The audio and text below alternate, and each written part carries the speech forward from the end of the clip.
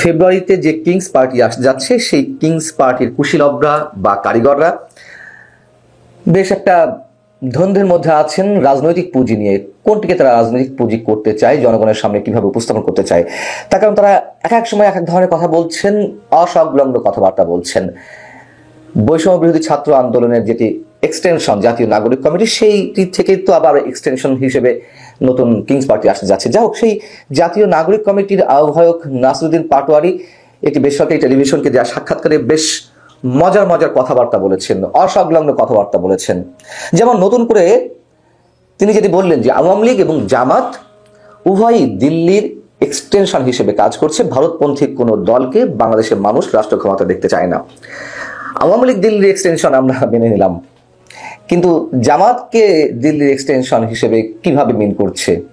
জামাতের সঙ্গে এই বৈষম্য বিরোধী ছাত্র আন্দোলন কিংবা জাতীয় নাগরিক কমিটির যে সখ্যতা দহরম মহরম সম্পর্ক, সেটিকে আমরা ভুলে যাচ্ছি।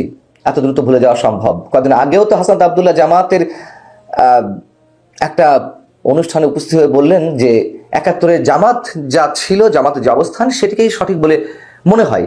আবার অন্যতম সমন্বয়ক সার্জিস আলম, তিনিও তো একাধিকবার বলেছেন যে গণ অভ্যুত্থান বা গণ আন্দোলনে শিবিরের যে ভূমিকা, সেটি অস্বীকার করার কোনো উপায় নেই, বরং শিবির পেছন থেকে সরাসরি যেভাবে সাহায্য করেছে সেটিকে তিনি অতুলনীয় হিসেবে উপস্থাপন করতে চেয়েছেন।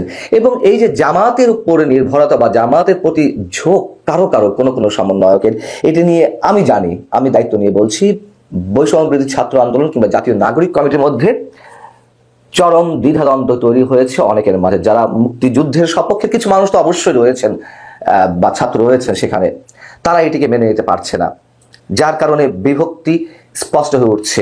এখন তারা আবার এটি বুঝতে পেরেছে, বাংলাদেশে মুক্তিযুদ্ধের বিরোধিতা করে, মুক্তিযুদ্ধের আদর্শ ধারণ না করে কোনো কিছু সামনে এগিয়ে নিয়ে যাওয়া সম্ভব না। বাংলাদেশের মানুষ সেটি কোনোভাবে মেনে নিতে পারে না। তাদের তো একটা চেষ্টা ছিল ৭১কে পাশ কাটিয়ে তারা তাদের মতো করে সেখানে রিপ্লেস করার একটা প্রাণান্তকর চেষ্টা, ২৪কে স্থান দেওয়ার, সেটি তারা পারেনি। তারা প্রচণ্ডভাবে শক্ট হয়েছে, তারা হোঁচট খেয়েছে। এই জন্য এখন কয়েকদিন আগে যেমন ছাত্র শিবিরের যে মুখপাত্র ছাত্র সংবাদ, সেখানে যে একটা তুমুল একটা লেখা প্রকাশিত হলো মুক্তিযুদ্ধকে কটাক্ষ করে, তার জন্য আবার তারা একটু বড় বড় কথা বলেছেন। মাহফুজ আলম বাবার যিনি মাস্টার মাইন্ড, তিনি আবার বলেছেন মুক্তিযুদ্ধের বিরোধিতা করে কেউ টিকে থাকতে পারবে না, এই ধরনের কথাবার্তা বলেছেন, বা বাংলাদেশ পন্থী হতে পারবে না। তো মাহফুজ আলমের ভূমিকাও তো আমরা জানি যে মুক্তিযুদ্ধকে কতটা কটাক্ষ করে আসছে তারা নিজেরাই। যাই হোক, সেই জায়গা থেকে এখন জামাতের বিরোধিতা করছে। আবার জামাতের বিরোধিতা করার আরো কারণ আছে, সেটি হচ্ছে যে তারা একটা রাজনৈতিক সমীকরণের মধ্যে দিয়ে যাচ্ছে।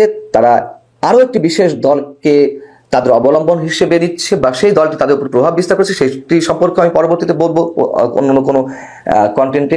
কিন্তু ধরে নিলাম যে জামাত তো ভারতের এক্সটেনশন আওয়ামী লীগের মতন, তারা তাহলে আসলে কোন আদর্শ ধারণ করতে চান? মুক্তিযুদ্ধের সপক্ষে তাদের অবস্থান তো পুরোপুরি তুলে ধরতে পারেননি, তাহলে তারা পাকিস্তানের আদর্শকে ধারণ করতে চান? বাংলাদেশে ভারত বিরোধী একটা সেন্টিমেন্ট খুব শক্ত অবস্থা ধারণ করেছে, এটা আমরা জানি। সেই ভারত জুজুর বিষয়টিকে সামনে রেখে তারা রাজনীতি করার চেষ্টা করছে, যা এর আগে অনেকবার হয়েছে। অবশ্যই আমরা ভারতের আধিপত্যবাদের তুমুল বিরোধিতা করি, আমরাও প্রতিবাদ করি, কিন্তু পাকিস্তানকে মেনে নেব? তারা কি আজ পর্যন্ত পাকিস্তানের বিরুদ্ধে একটা টু শব্দ করেছেন? পাকিস্তানের ক্ষমা চাওয়া বাংলাদেশ ইস্যুতে, পাকিস্তানের কাছে আমাদের যে পাওনা কয়েক বিলিয়ন ডলার মুক্তিযুদ্ধকালীন যে দেনা ছিল, সেটি মানে বেড়ে যা হয়েছে সেটি দাবি করেছে। বাংলাদেশে যে পাকিস্তানে রয়ে গেছেন তাদেরকে ফিরিয়ে নেওয়ার একটা চুক্তি ছিল, সেটি পাকিস্তানকে ফিরিয়ে নেওয়ার দাবি করেছে। এমনকি পাকিস্তানের যে যুদ্ধাপরাধী, পাকিস্তানের যে সামরিক কর্মকর্তারা যুদ্ধাপরাধী হিসেবে চিহ্নিত হয়েছিল, তাদের বিচারিক প্রক্রিয়া শুরু হয়েছিল। ফলে পাকিস্তান বলে যে তাদের বিচার তারাই করবে, সামরিক কর্মকর্তাদের, সেই বিচারকে তারা দাবি করবে। বাংলাদেশে যুদ্ধাপরাধ বা মানবতা বিরোধী যারা অভিযুক্ত বা তাদের বিচার যাদের এখনো হয়নি, তাদের বিচার কি দাবি করবে? করবে না। অর্থাৎ অসংলগ্ন কথাবার্তা। তারা কোনটিকে রাজনৈতিক পুঁজি হিসেবে বেছে নিয়ে সামনে এগোতে চাইবে, সেটি তারা স্পষ্ট করতে পারছে না। আর জনগণের প্রতি আস্থা, এখন তারা বলছে বাংলাদেশের জনগণ এই চাই সেই চাই, যেমন বলছে নাসিরুদ্দিন পাটোয়ারি, নতুন দলটি হবে জনগণের প্রকৃত প্রতিনিধিত্বকারী শক্তি। আমাদের লক্ষ্য ন্যায় বিচার, সুশাসন ও বৈষম্যহীন সমাজ প্রতিষ্ঠা করা। নতুন ধারা রাজনীতি প্রতিষ্ঠার মাধ্যমে জনগণের প্রকৃত অধিকার ফিরিয়ে আনা সম্ভব। তারা তো এই কথাতেও বিশ্বাসী না, যা তারা মুখে যা বলছেন। জনগণের উপরে তাদের কোনো আস্থা নেই যে জনগণ তাদেরকে বেছে নিচ্ছে বা বেছে নিবে, নইলে তারা কিংস পার্টি হয়ে আসবে কেন? তারা যে একেবারে নিশ্চিন্তভাবে আমরা বলতে পারি যে একটা নতুন রাজকীয় দল হিসেবে আত্মপ্রকাশ করতে যাচ্ছে সরকারের পৃষ্ঠপোষকতা, সরকারের আশীর্বাদে, সেটা তো ডক্টর মোহাম্মদ ইউনূস নিজেই খোলাসা করে দিয়েছেন ফিনান্সিয়াল টাইমসকে দেওয়া সাক্ষাৎকারে। তিনি নিজেই বলেছেন যে আমি তাদেরকে দল করতে বলেছি।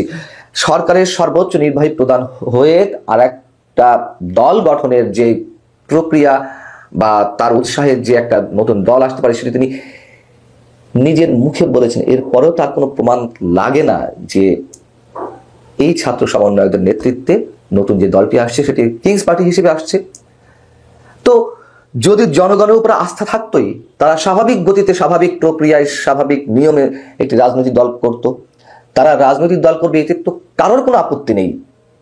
তাহলে তারা এই বিশেষ সুযোগ সুবিধা নিয়ে কেন রাজনৈতিক দল করছে? এবং নানান ধরনের ভাগ বটোয়ারি হিসাব আমি এর মধ্যে আগে দিয়েছি। তাদের যে প্রস্তাব, কটি আসন তারা চায়, জামাতের সাথে যে সখ্যতা, সেই সখ্যতা থেকে এখন দূরে ফিরে আসার কারণ হচ্ছে জামাতের বিরুদ্ধে ভয়ঙ্কর অভিযোগ রয়েছে ৭১কে নিয়ে, সেটা আবার তারা এখন সামনে আসতে যাচ্ছে। কিন্তু জামাতের যে সহযোগিতা তাদের প্রতি বা জামাতের উপর তাদের যে নির্ভরশীলতা, সে সম্পর্কে তো আমরা আগে থেকেই জানি।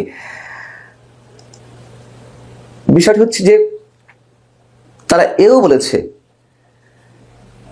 যে যদি বিএনপি জুলাই আন্দোলনের ঘোষণার বিরোধিতা অব্যাহত রাখে তাহলে বর্তমান সরকারই ভবিষ্যতেও ক্ষমতায় থাকবে। এই কথা তারা কি মিন করতে চাইছে? তাদের পেছনে কোন শক্তি কলকাঠি নাড়ছে? যেমন ভয়ঙ্কর সব কথাবার্তা বলে যে বর্তমান সরকার ক্ষমতায় থাকবে আগামীতেও, এবং তারা বলছে যে এই বছর যদি নির্বাচন হয় তবে তা শেখ হাসিনার মতো চাপিয়ে দেওয়া নির্বাচন হবে, তবে জনগণের প্রকৃত সমস্যাগুলো সমাধান না করে নির্বাচন হলে তা আবার একতরফা নির্বাচন হিসেবে গণ্য হবে। তারা যা বলবে তাই হবে। আচ্ছা, বলতে পারে সমস্যা নেই, কিন্তু কোন আঙ্গিকে এই কথাগুলো বলছে? এমনি তো নির্বাচন প্রলম্বিত করা হলো, এখন তো স্পষ্ট যে তারা নতুন রাজনৈতিক দল করবে, গণসংযোগ করবে, লাইমলাইটে আসবে, দৃশ্যমান তাদের কথাবার্তাগুলো তুলে ধরবে, এই জন্য তো প্রলম্বিত করা। এখন ঘর গুছিয়ে উঠতে পারেনি, বা সরকারের দল তারাই সরকার চালাচ্ছে, অতএব তাদের এত তড়িঘড়ি করা কিছু নেই নির্বাচনের জন্য।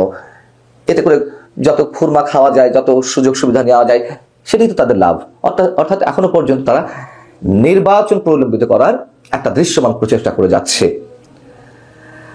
জিয়াবাদ সম্পর্কে তারা বলেছেন, ব্যাখ্যা দিয়েছেন যে তিনি কেন মুজিববাদের মতো জিয়াবাদ ছুঁয়ে ফেলতে চেয়েছিলেন। তিনি বলেছেন না, ভবিষ্যতে যাতে কোনো ধরনের ব্যক্তি পূজা না হয়, পরিবারতন্ত্র টিকে না থাকে, সেজন্য তিনি বলেছেন। ব্যক্তি পূজা তারা এখন করছে, তারা এখন সব জায়গায় বঙ্গবন্ধুর জায়গা বা মুক্তিযুদ্ধের শহীদদের জায়গায় তারা আবু সাইদ মুগ্ধকে রিপ্লেস করছে। এখনো পর্যন্ত যা কিছু নতুন করে হয়েছে এই 6 মাসে, কোথাও মুক্তিযুদ্ধের শহীদদের নামে কোথাও কিছু হয়েছে?